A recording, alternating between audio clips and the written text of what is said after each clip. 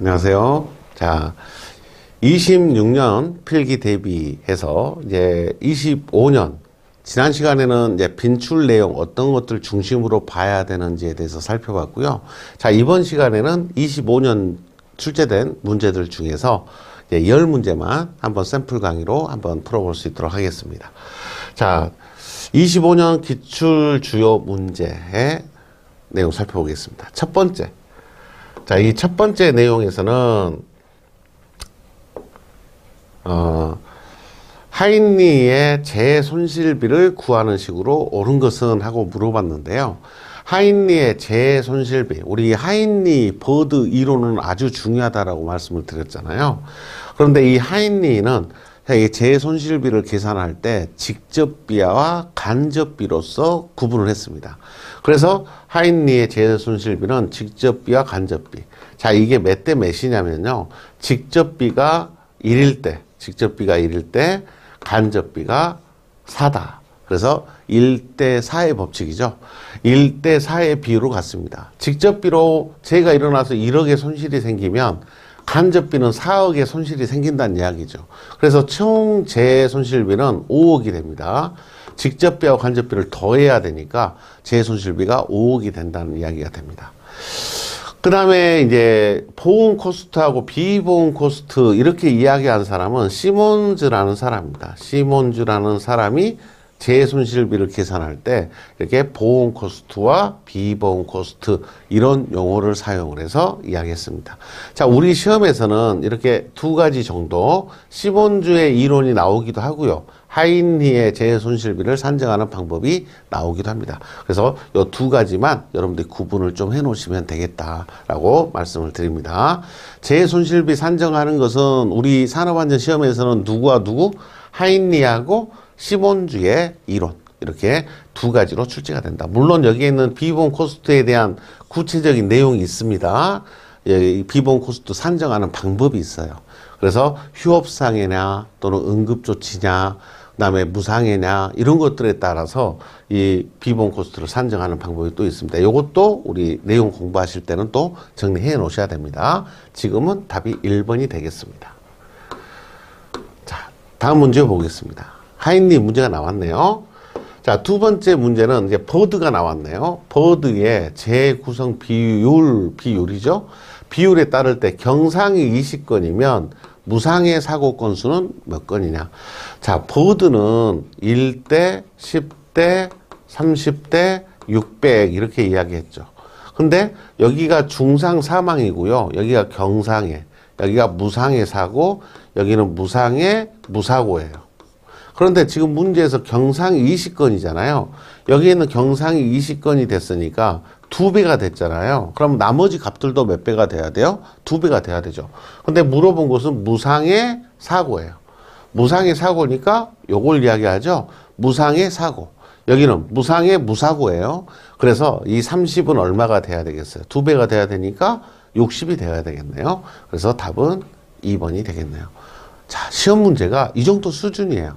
그러니까 버드의 재구성 비율만 알면 쉽게 답 찾을 수 있다는 이야기죠. 그러면 하인리의 재구성 비율은 몇 대 몇이에요? 1대 29대 300이에요. 그럼 문제 줄 때 중상이 2건이면 경상이 몇 건이겠냐? 그러면 58건이라고 이야기하고 여기는 600건이라고 이야기할 수 있겠죠. 그래서 똑같이 비례 형태로 문제를 풀어내시면 됩니다. 자, 어려운 문제들이 아니란 이야기죠. 그래서 기본 이론을 습득했냐 안 했냐, 기본 이론을 습득했냐 안 했냐를 물어보는 문제들입니다. 자, 3번 문제는 스웨인이란 사람이 인간 에러의 심리적 분류에서 필요한 작업의 불확실한 수행으로 발생한 에러를 무엇이라고 하는가? 필요한 작업의 불확실한 수행으로 발생한 에러. 자, 여기 문제는 인간 에러에 대한 이야기예요. 인간의 에러, 인간이 실수를 하잖아요. 이 인간이 실수를 하는데 이 스웨인이라는 사람이 이야기한 인간의 에러는 5가지로 구분을 했어요. 5가지로 구분을 했는데 이 스웨인은 인간 에러를 어떻게 구분했냐? 수행적 에러, 생략 에러. 그 다음에 이 수행적 에러도 구체적으로 시간이 잘못됐냐, 또는 순서가 잘못됐냐, 또는 불필요한 작업, 과잉으로 작업했냐, 안 해도 될 작업을 괜히 했냐 이 말이죠. 그래서 이렇게 5가지로 구분을 합니다. 5가지로 구분을 해서 수혜인의 심리적 분류, 인간 에러의 심리적 분류는 이렇게 5가지로 구분을 하는데요. 이 5가지 중에서 필요한 작업의 불확실한 수행이라고 문제에서 주어졌어요. 여기서 하기는 했는데 불확실하게 한 거잖아요. 근데 불확실하게 했는데 시간을 불확실하게 했다 써져 있어요? 순서가 잘못됐다 써져 있어요? 과잉 작업을 했다 이렇게 안 써져 있죠. 이런 것들이 안 써져 있기 때문에 이런 게 답이 될 수가 없다는 이야기죠. 그러면 뭐가 잘못됐는지 구체적으로 언급을 안 했기 때문에 이런 것들을 다 포함한 에러를 뭐라고 부른다? 수행적 에러라고 부릅니다. 그래서 수행적 에러, 이것을 답으로 합니다. 만약에 필요한 작업을 수행하지 않았다 라고 하면 뭐가 되겠어요? 안 했으니까 생략이 돼요. 그래서 수혜인의 심리적 분류는 크게는 2가지예요. 수행적 에러냐, 생략이냐, 했냐, 안 했냐. 안 했으면 생략, 하기는 했는데 뭔가가 잘못됐으면 수행적 에러. 근데 그게 구체적으로 시간, 순서, 과잉 작업 이렇게 언급이 되면 3가지의 에러로 다시 세등분 시킬 수 있다. 그래서 전체는 몇 가지 있어요? 5가지가 있는 거예요. 전체는 5가지인데 수행 에러 속에 이렇게 3가지 에러가 포함되어 있다. 이렇게 생각하시고 문제에서 필요한 작업의 시간 지연으로 발생한 에러 이렇게 물어보면 시간 에러를 답으로 하셔야죠. 시간이 확실하게 언급됐으니까. 그래서 이렇게 문제에 따라서 수행적 에러인지 여기에 있는 구체적인 에러인지 구분이 돼야 된다는 것은 여기에 있는 5가지 에러를 정확하게 알고 있어야 된다. 그래서 이 수혜인의 심리적 분류에 따른 인간 에러 정확하게 구분해 놓으셔야 됩니다. 자, 이거 중요합니다. 실기시험에도 출제가 될 정도로 자주 출제가 됐던 그런 내용입니다. 자, 4번째 문제 보겠습니다. 다음 설명에 해당하는 인간 오류의 유형으로 옳은 것은 했습니다. 자, 진위를 오해하지는 않았으나 진위를 오해했다 안 했다? 이거에 의해서 착오, 미스테이크냐 또는 실수, 슬립이냐 이거 구분한다 그랬잖아요. 그래서 진위를 오해하지는 않았어요. 그러니까 내가 착오하지는 않았죠. 예, 실수한 거죠. 슬립이라고 부른다. 이걸 실수라고 했어요. 예, 슬립을 실수 이렇게 불렀습니다. 그 다음 미스테이크가 뭐예요? 미스테이크가 여기가 착오죠. 여기 착오가 뭐예요? 진위를 오해한 거예요. 바이올레이션, 이건 위반이죠. 규칙을 지키지 않은 거죠. 위반을 나타냅니다. 자, 이런 용어들을 구분할 수 있는가 물어보고 있습니다. 답은 1번이 되겠네요. 5번 문제 보겠습니다. 산업안전보건법령상 관리감독자 채용시 교육 내용이 아닌 것은, 자, 여기서는 이제 관리감독자인데 요 말이 중요합니다. 채용시 교육 내용. 이 문제를 볼 때는 우리가 교육 내용을 다 알아야 되냐 이렇게 의구심이 들 수 있는데요. 제가 말씀드렸던 것처럼 공통 항목이 있다. 공통 항목을 잘 정리를 해 놓으시고 나머지 내용으로 답을 찾으셔야 되는데, 지금 문제는 근로자 채용시 관리감독자 채용시 내용이 유사한 내용이 많습니다. 예를 들어 작업 개시 전 점검에 관한 사항. 자, 우리가 근로자 채용할 때도 새로 들어온 근로자에게 작업하기 전에 이거 점검하셔야 됩니다 라고 알려줘야 되잖아요. 그래서 관리감독자도 채용이 되니까 요 교육 내용이 근로자 교육과 같습니다. 근로자 채용시와 같아요. 그 다음에 물질안전보건 자료에 관한 사항. 우리 사업장에서 쓰는 물질들 중에서 화학물질, 유해화학물질, 어떤 물질들이 있는지 그 물질에 대한 정보를 같이 교육을 해줘야 되죠. 그래서 이 부분도 이 관리감독자가 우리 회사에서 계속 있었던 사람이 아니라 채용이 된 사람이잖아요. 그러니까 이 사람한테도 교육을 해줘야 됩니다. 근로자한테도 해주죠. 근로자 채용 시에도 들어가 있죠. 그 다음에 유해 위험 작업 환경 관리에 관한 사항. 이제 이 교육은 관리감독자 교육에 들어가 있어요. 근데 관리감독자의 무슨 교육에? 정기교육에 들어가 있습니다. 채용 시에는 들어가 있지 않아요. 그래서 이런 부분들이 좀 조심해야 될 부분입니다. 기계기구의 위험성과 작업의 순서, 동선에 관한 사항. 여기도 근로자 교육에 공통되는 항목입니다. 다시 말하면 1번, 2번, 4번 내용이 근로자 채용시 교육, 근로자 채용 시 교육에 들어가 있는 항목이 관리 감독자도 채용이 될 때는 요 교육이 그대로 따라오더라 하는 이야기예요.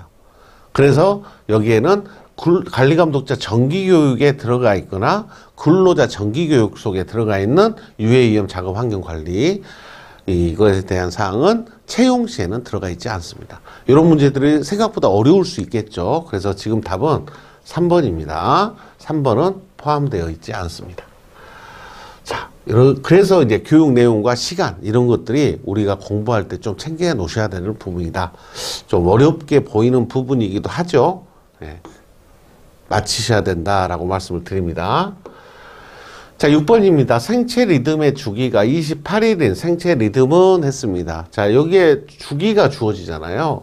그러면 23일, 자, 육체적 23일, 감성적 28일, 지성적 33일 이렇게 돼 있죠. 그래서 28일인 걸 물어봤으니까 감성적 리듬입니다. 이 리듬은 없죠. 그래서 육체적, 감성적, 지성적 해서 PSI 이렇게 했죠. PSI 이렇게 주기를 물어보는 문제가 출제가 될 수 있다. 말씀을 드렸던 부분 출제가 됐습니다. 그 다음에 7번입니다. 근로자가 물체의 낙하 또는 비례, 추락에 의한 위험을 방지 또는 경감하고 감전에 의한 위험을 방지하고자 할 때 안전모의 종류는 뭐가 필요하냐? 자, 그래서 우리가 보호구는 아셔야 된다고 했잖아요. 이렇게 안전모의 종류에는 A, E형, A, B형, 그 다음에 AB, E형 이렇게 세 가지가 있습니다. 이렇게 세 가지밖에 없어요. 안전모의 종류는 무슨 안전모? 안전 인증 대상 안전모입니다. 안전 인증 대상 안전모는 이렇게 세 가지밖에 없는데 여기서 A, B, E자가 의미하는 게 뭐냐? A자는 낙하 비례입니다. 낙하 비례에 대한 성능이 있냐? 그 다음에 B는 추락에 대한 보호 성능이 있냐? E는 감전에 대한 보호 성능이 있냐? 이걸 물어본 거예요. 그래서 지금 문제에서 낙하, 추락, 감전, 낙하, 추락, 감전을 다 이야기했잖아요. 그러니까 A, B, E형이 답이에요. 낙하와 추락만 이야기하잖아요. A, B형이 답이에요. 낙하하고 감전만 이야기하잖아요. 그러면 A, E형이 답이에요. 그래서 지금 문제는 A, B, E형 다 이야기했으니까 답이 2번이 됩니다. 아, 안전인증 대상 보호구가 몇 가지 있다 그랬어요? 12개가 있다 그랬죠? 각각의 보호구의 종류는 기본이다. 이렇게 생각을 하시고 정리를 해 주셔야 됩니다. 지금은 안전모를 물어봤지만 방진 마스크, 방독 마스크 뭐 종류가 많잖아요. 그래서 그런 각각의 종류에 대해서 보호구의 종류에 대해서는 잘 정리를 해 주셔야 된다. 이렇게 나오면 틀리면 아깝습니다. 네, 맞춰야 됩니다. 8번입니다. 브레인스토밍 기법에 관한 설명으로 옳은 것은, 자, 브레인스토밍을 우리가 뭐라고 했냐면 BS 이렇게 불렀죠. 이 브레인스토밍의 원칙에는 네 가지가 있어요. 자, 외울 때는 비자 대수 이렇게 기억합니다. 비판하지 말아라. 비판 금지. 자유 분방. 대량 발언. 말을 많이 하게끔 해라. 수정 발언. 나무 말에 덧붙여서 말하는 것은 좋다. 이 말이에요. 타인의 의견을 수정하지 않는다. 수정 발언에 어긋나죠? 지정된 표현 방식에서 벗어나 자유롭게 의견을 제시한다. 자유롭게 의견을 제시한다. 이 말은 자유분방이죠. 여기는 자유분방을 설명하고 있습니다. 참여자에게는 동일한 횟수의 의견 제시 기회가 부여된다.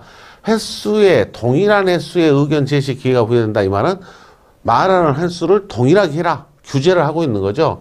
자유분방에 어긋납니다. 주제와 내용이 다르거나 잘못된 의견은 지적하여 조정한다. 지적하기 시작하면 말을 안 하게 됩니다.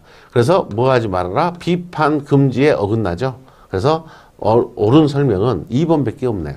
2번만 맞는 설명이 되겠습니다. 그래서 지금은 재예방활동 속에서 브레인스토밍이라는 게 있다. 이 브레인스토밍의 네 가지의 의미를 알고 있는지 물어본 거죠. 어려운 문제는 아닌데 여러분들 한 번 정도 읽어보시고, 아, 비판 금지, 비판하지 말아라. 브레인스토밍 자체는 상대편의 의견에 토를 달지 말아라. 그 다음에 수정 발언, 더 좋은 안건으로 이야기할 수 있다. 많이 이야기해라. 자유롭 분위기를 만들어서 많이 말을 하고 자유롭게 토론하도록 해라. 라는 이야기입니다. 그런 것들에 어긋나지 않는 것은 2번만 어긋나지 않네요.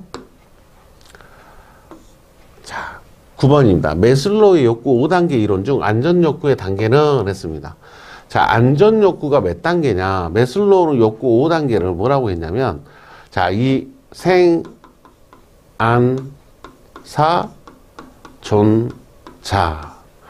자, 인간은요, 제가 이제 첫 마디만 따서 일단 기억을 해놓고 있는데, 생안사 존자.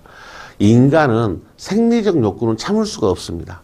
배고프고 숨 쉬고 싶고 이렇게 배설하고 싶고 이런 욕구 있잖아요. 이런 욕구는 참을 수가 없다. 그래서 그런 욕구를 무슨 욕구라고 해요? 생리적 욕구다. 이렇게 부릅니다. 이것을 1단계라고 부르고요. 자, 생리적 욕구가 만족이 되잖아요. 그러면 내 몸이 아프거나 다치는 것을 피하고 싶어 합니다. 그래서 내가 안전하고 싶은 욕구가 생깁니다. 안전 욕구입니다. 이게 2단계. 자, 안전해지잖아요. 안전해지면 친구를 사귀고 싶어 합니다. 사회적 욕구가 생깁니다. 이게 3단계. 사회적 욕구가 이루어지잖아요. 어느 정도 사회적 욕구가 만족이 되잖아요. 그러면 존경을 받고 싶어 합니다. 4단계. 존경을 받잖아요. 자아 실현 욕구가 마지막으로 생기게 됩니다. 이것을 5단계 이렇게 부릅니다. 지금 문제에서는 안전 욕구가 몇 단계냐라고 물어봤으니까 2단계를 답으로 찾는 겁니다. 자, 이렇게 매슬로우, 허즈버그, 맥그리거, 데이비스, 알더퍼 이런 사람들이 있다고 그랬죠. 동기부여를 이야기한 사람들의 이론, 누군가의 것은 반드시 한 문제 나온다. 자, 매슬로우, 허즈버그, 맥그리거, 알더퍼, 데이비스.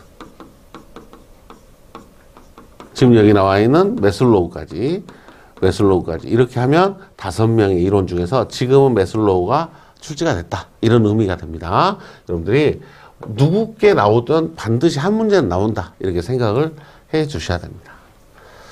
10번입니다. 안전보건 표지 중에서 급성 독성물질 경고의 바탕색은 무슨 색이냐. 자, 일단은 뭐라고 했어요? 경고라고 했잖아요. 경고 표지이기 때문에 마름모 경고 표지냐, 삼각형 경고 표지냐, 이것부터 구분을 하셔야 돼요. 경고 표지는 유일하게 2개의 형태를 갖고 있습니다. 자, 금지 표지는 이렇게만 된 게 금지 표지예요. 그 다음에 지시 표지는 원 속에 보호구가 그려져 있어요. 그 다음에 안내 표지는 기본적인 게 사각형이죠. 기본적으로 사각형으로 해서 내용이 그림이 그려져 있습니다. 그런데 경고 표지만 삼각형과 마름모 2가지의 꼴을 가지고 있어요. 근데 이 마름모는 화학물질일 때, 마름모는 화학물질일 때 사용을 하고 그 외 기타의 것은 삼각형으로 표현합니다. 그럼 이 마름모로 표시한 화학물질에 들어가는 내용이 뭐냐? 화학물질에 해당되는 것은 인화성 물질 경고, 산화성 물질 경고, 부식성 물질 경고, 급성 독성 물질 경고, 폭발성 물질 경고 이렇게 있습니다. 그래서 이 화학물질의 종류에는 급성 독성 물질이 포함이 됩니다. 자, 그러면 기본적인 꼴이 무슨 형태다? 마름모다는 거 알 수 있고요. 그 다음에 이 마름모에 이 테두리 있잖아요. 이 테두리가 무슨 색이냐면 빨간색을 사용을 합니다. 자, 경고 표지에는 빨간색도 쓰이고, 자, 여기에 기타는 테두리가 노란색입니다. 노란색도 경고 표지에 쓰인다. 경고 표지에는 빨간색과 노란색 2색이 쓰입니다. 마름모는 빨간색 테두리, 그 다음에 경고 표지의 삼각형은 노란색 테두리를 가지고 있다. 그래서 이 빨간색 테두리를 가지고 있다는 것을 알고 있냐 물어본 거고요. 근데 문제에서 뭘 물어봤냐면 이 테두리를 물어봤으면 빨간색이 답인데 바탕색이 뭐냐, 여기 색을 물어봤어요. 그림이 그려진 나머지 바탕색은 무슨 색이냐, 이걸 물어봤어요. 그래서 이 색은 무색입니다. 자, 색이 없다라는 이야기입니다. 흰색이 아니에요. 무색이에요. 백색이라고 하면 안 됩니다. 무색. 그래서 안전보건 표지, 금지, 경고, 지시, 안내 4가지 표지들 중에서 무색이 사용되는 것은 여기 한 군데밖에 없어요. 무색이 사용되는 것은 경고 표지 중에서 화학물질 경고를 나타내는 마름모의 바탕색. 그 색만 무색이고 나머지는 다른 색입니다. 다 색이 있습니다. 백색이든 뭐 무슨 색이든 색을 갖고 있어요. 그런데 무색인 것은 여기 한 군데밖에 없다. 그래서 상당히 조심해야 될 문제입니다. 무색을 쓰고 있다. 화학물질 경고 표지의 바탕색은 무색이다. 이렇게 정리를 확실하게 해 주셔야 될 부분이 되겠습니다. 자, 여기까지 해서 제가 10문제, 25년 출제됐던 10문제를 살펴봤는데 난이도로 그렇게 어려운 건 아닙니다만 공부를 이건 많이 해야 되겠다 이런 생각도 드시는 문제가 있죠. 그 다음에 명확하게 딱 여러분들이 안 떨어지시죠. 지금은 연습으로 풀어보는 거잖아요. 그래서 이런 것들이 제대로 풀어지려면 여러분들이 내용을 공부하실 때 좀 꼼꼼하게 공부를 해 주시면 쉽게 풀어질 수 있는 부분이고, 물론 기출문제를 풀이하면서 여러분들이 내용 정리를 하셔도 되겠습니다만, 그래도 내용을 한번 살펴보고 문제를 풀어보는 게 문제 푸는 재미가 더 있죠. 좀이라도 맞춰야 될 거 아니에요. 그래서 무조건 문제 답하지 마시고 내용을 좀 살펴보고 그다음에 문제 풀면 최소한 절반 정도는 맞추실 거예요. 그 것에 해당되는 내용들입니다. 그 절반에 해당되는 기본적인 문제들, 이런 문제들이 기본적인 문제들이다 라고 볼 수 있는 거다 라고 말씀을 드립니다. 자, 25년 나왔던 문제들 중에서 10문제 샘플로 한번 풀어봤습니다. 자, 여기서 마치겠습니다. 수고하셨습니다.